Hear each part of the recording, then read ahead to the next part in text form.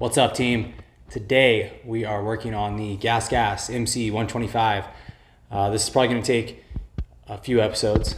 We are planning on turning this MX bike into an off-roader for the 406XC series coming up next summer. So we're going to work on it throughout the winter. This is going to be the first mod that we're going to do to it, which is going to be a high-capacity fuel tank. And I'll tell you more about it as we get going. So first step on this one, team, we're gonna start draining the fuel tank on it. I was just out riding it and I did fuel it up. So let's see what we got.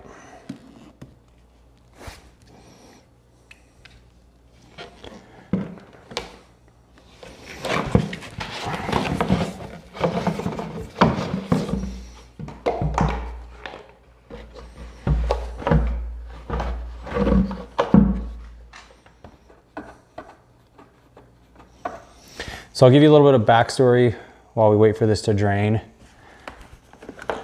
I purchased this bike in late 2020. We had just started doing a fair amount of like 2-track trail riding, logging roads, things like that. We just bought a ATV for my son. My wife purchased her MC85 at the same time. I had my CR250 and CR500, and I was just looking for something a bit lighter, more capable. I shouldn't say more capable, newer, more reliable. I didn't want to wrench on it. I just wanted to be able to go with my family and ride. I originally looked at getting the KTM 150 XC, but I think at the time the price tag on those was like, I want to say like 10 grand. I think that's right, like 10 grand, which is more than I wanted to spend. It's not like I was trying to do hard enduro or XC at the time. So I found this one brand new and I paid $7,600 for it, I think, which at the time was a really good deal. I actually had to get put on the wait list for it.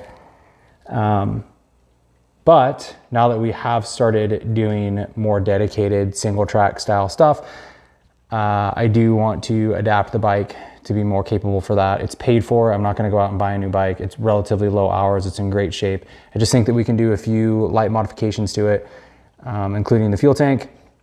I want to do an 18-inch rear wheel. We'll do some radiator guards, maybe a radiator fan and a kickstand. I'm really tired of having to prop it up on trees, and kind of continue to build my skills on this. And if it's something that we continue to do, then look at getting maybe a 300 or a 250 that's more dedicated to off-road, single track, hard enduro style riding. That being said, I'm also going to, as we progress through modifying the bike, I'm also going to look at updating and starting a video log of what I am doing to improve myself and my skills on the bike. I think there's probably 3 tiers to that, and we'll get into that as we progress through this fuel tank change. On the GasGas, and I'm assuming its white and orange counterparts are probably very similar, being the Husqvarna and the KTM, you're gonna find that most of your bodywork fasteners, including non-bodywork fasteners, are gonna have a Torx bit in the center and a hex head around it. Sometimes the Torx bit is going to be easier to get to. Sometimes the hex head is going to be easier to get to. I just have the Torx bit mounted up, and we're going to start pulling some body work off it, try and get down to that tank.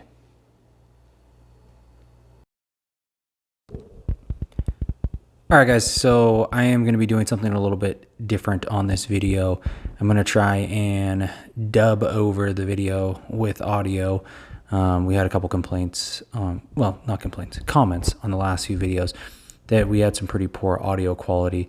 So let's give this a shot. You guys hit me up in the comments. Let me know if this is better, worse, indifferent, doesn't matter. But we are just going to try something new. First step on this is just getting the body work off. We're going to pull the 2 front shroud bolts off, and then we're going to pull the seat bolts off either side. You'll notice that the near side to us, where the airbox access is, that bolt's substantially longer than the bolt on the other side of the seat. I'm using a size 27 Torx bit to remove all of these fasteners.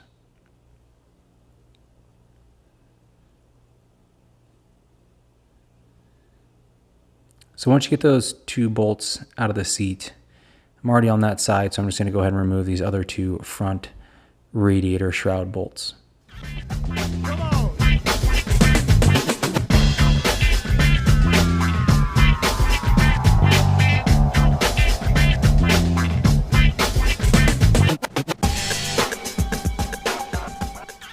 Okay, we're going to move on to removing the seat. This is pretty easy. Just lift up slightly on the back and start pulling the seat towards the back fender. It should come right off. The stock GasGas fasteners are going to be 4 7mm hex head bolts that go to the top of the fuel tank. And you'll see me removing those now. I'm not sure why GasGas went with a 7mm here versus more of a traditional 8mm, but you also see the 7mm where the 2 bolts that hold the petcock in.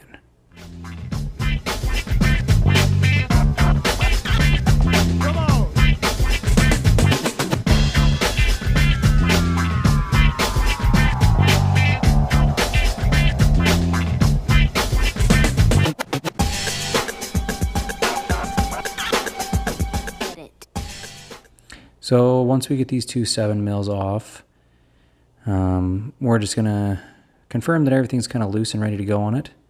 And then we're going to slide that front radiator shroud forward towards the fork guards. It should just pop right off. As you can see, it is a little bit dirty underneath, so we'll take some time to clean the frame and the chassis once we get the tank off. We are going to repeat the same step on this side.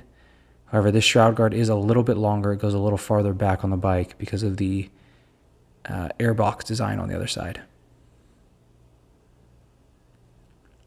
We're going to remove the vent tube.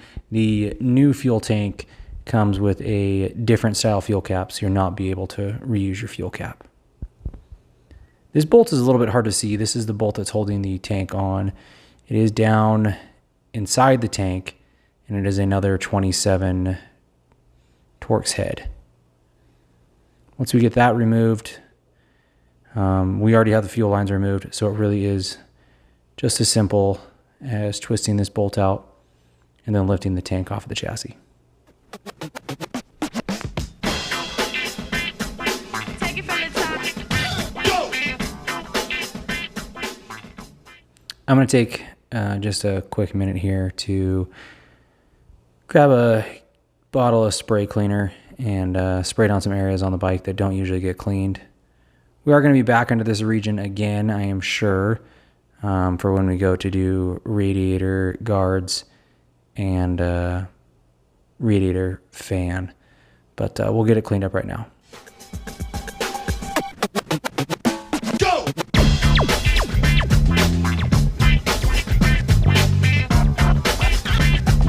Take it from the top. Go! All right, guys, so once we've got that all cleaned up, we're going to go ahead and put our new fuel tank on. I 100%, 112% guarantee you that I'm going to say the name of this company wrong. I've never been able to say it right. Acerbis. It's, I believe, Italian, but they are the manufacturer of this tank. And I believe it's going to be a 4-gallon tank, which is roughly twice as large as the factory style tank. You're going to use the same fastener, the 27 Torx that came out of the old tank, and that's going to just bolt right down to the frame rail. I got this tank from High Tech Motorsports in Billings, Montana. I posted up on a local Facebook page, curious about what kind of fuel range I was going to get out of our factory tank. Most guys were saying somewhere between 40 to 60 miles. I know that seems like a lot, but I really want to be able to get some seat time on this thing. Sean over at High Tech answered my post, said he had some of these in stock for the 2021 and made me an awesome deal on it. So if you are in the Billings area or anywhere in Montana, hit up the guys over at High Tech. The shipping was super cheap and they had it out to me in like 3 days. So couldn't be happier with that. For putting the bodywork back on, it's going to be as simple as just doing the reverse of your original steps. your shrouds and side panels are just going to slide back on. And the Acerbis tank comes with the lockdowns for the bodywork to slide into already mounted on it, which is kind of nice.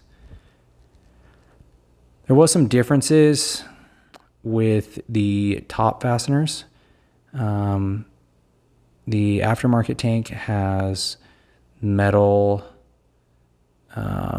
nuts kind of embossed into the tank that you are screwing a 3mm Allen bolt down into, versus the stock GasGas one, which is more of a screw that screws directly into the plastic. Now, I don't see an issue with either one of them, but I do think that the aftermarket tank is probably going to hold up a little bit better over time.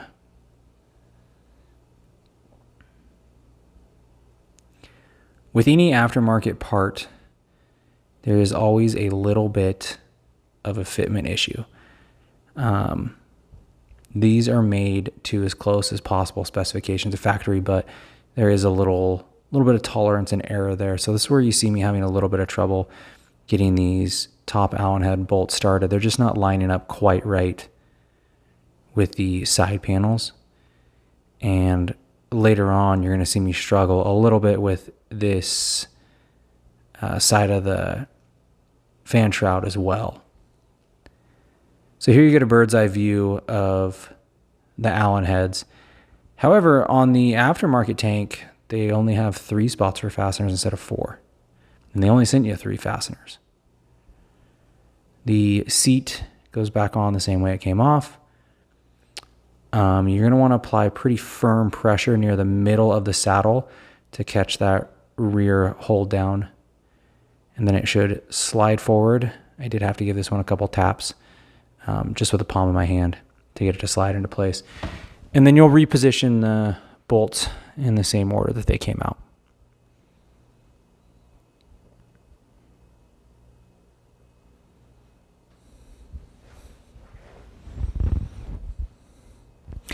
I talked earlier about the 3 tiers that I think are going to be probably the hardest, but the things that I want to work on the most for doing more of XC single track style riding. So number 1 for me is going to be physical fitness, and that goes to endurance. I've got to get out and work on my cardio some more if I'm going to be doing 3 and 4 hour enduro style races. I'm going to be gassed out in no time. That also goes towards nutrition and hydration as well. I think the second pillar or tier in that is probably going to be physical strength. The little bit that I have done, even just practicing, since I don't have the higher skill set, I seem to be using a lot of physical strength to do it. So that is something that I also need to work on for myself. Which brings me to the 3rd tier, which is skill set. This is something that I really need to practice and focus in on. I have been riding dirt bikes since I was 9 years old. However, I never really took the time to learn, understand, and get a firm grasp on dirt bike fundamentals. I just threw a helmet on, jumped on a bike, and went out and started riding. I progressed from a Honda 50 to a Honda 70, and then kind of got out of dirt biking for a while. We all got into ATVs and riding in the sand dunes. And when I turned 18, I basically jumped from a Honda 70 to a CRF 450, which was a horrible idea. I just wanted the biggest, fastest bike. I was 18 and dumb. So that bike was way more than I could handle, and I never really went back to the basics and fundamentals of clutch control, throttle control, balance, body positioning. I just kind of jumped on the bike and went for it and just tried to survive and hang on for dear life. So I do want to get back to that, and you're going to see that. I'm going to start a video log on that, just showing my progress and the steps that I'm going through to get there. So stay tuned for that, guys. Subscribe to the channel if you do want to see some more of that. It is going to be coming out here shortly. Back to our tank install. You're going to remove the petcock from the factory tank and install it on the aftermarket tank. This is another situation where the factory tank has screws basically that screw directly into plastic, and the aftermarket tank has the metal inserts where you're going to use these Allen head bolts. Little tip, something that probably would have been easier is if I would have had installed this when the tank was off the bike. I honestly was just so excited to see it on there, guys, and see how it was going to look that I just started throwing it together. But in hindsight, if you can learn something from this, I would put the petcock on before you put the tank on. It's a pretty easy swap over that way.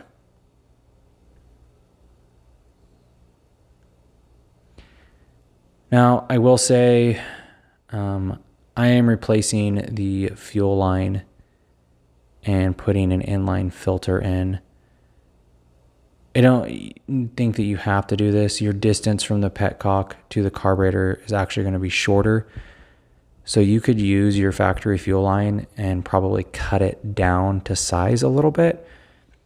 Adding the fuel filter, which you'll see here in just a sec, there's not a lot of room to get it in there. So it did make for some tight bends. I am going to have to keep an eye on it and just make sure as this fuel line starts to age and harden up that we don't get kinks on either side of the fuel filter, because that's obviously going to restrict our fuel flow going into the carburetor.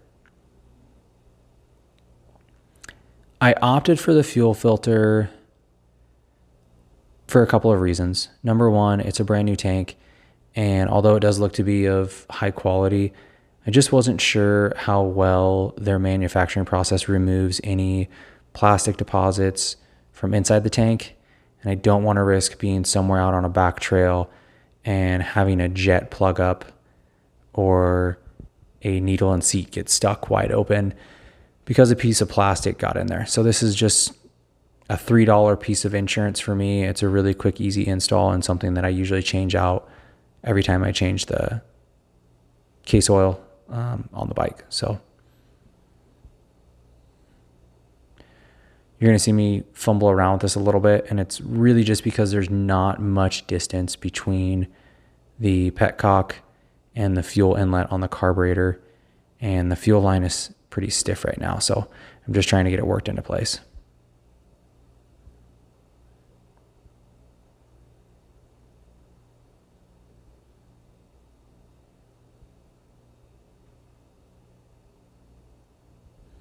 And that's pretty much going to do it for the install portion of it, guys. Let's get some fuel in it and see how this thing looks. I'm pretty excited. I like the natural look or clear, whatever you want to call it. I think it looks more enduro bike-esque, less of a motocrosser. We're manufacturing them in black.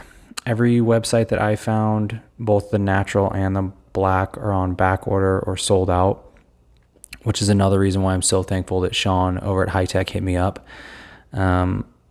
Even if they would have had the black, I probably would have opted for the natural. It is nice being able to see how much fuel you have left in the tank, but they did not have any of the black ones available either.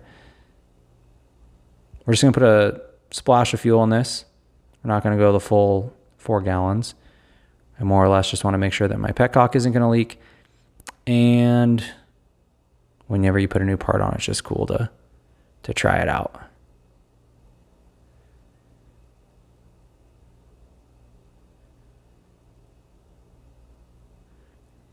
Hit me up with whatever you guys think we should modify next on it. Drop it in the comments. I am leaning towards doing some gearing changes on it personally, but let me know what you guys think. All right, team, that is gonna do it for the first in a long line of modifications for our GasGas MC125. Please stay tuned. We're gonna keep changing the bike. We're gonna keep modifying it, making it better for what we wanna do. If you're interested in that, subscribe to the channel so you don't miss anything. It'll fix your algorithm, it'll fix our algorithm. Thank you guys for watching so much. You guys tuning in is what makes it possible to do fun stuff like this. So stay tuned, guys. There's gonna be some thrills and spills along the way. Can't wait to get into it. Thanks for watching, guys. Have a great night.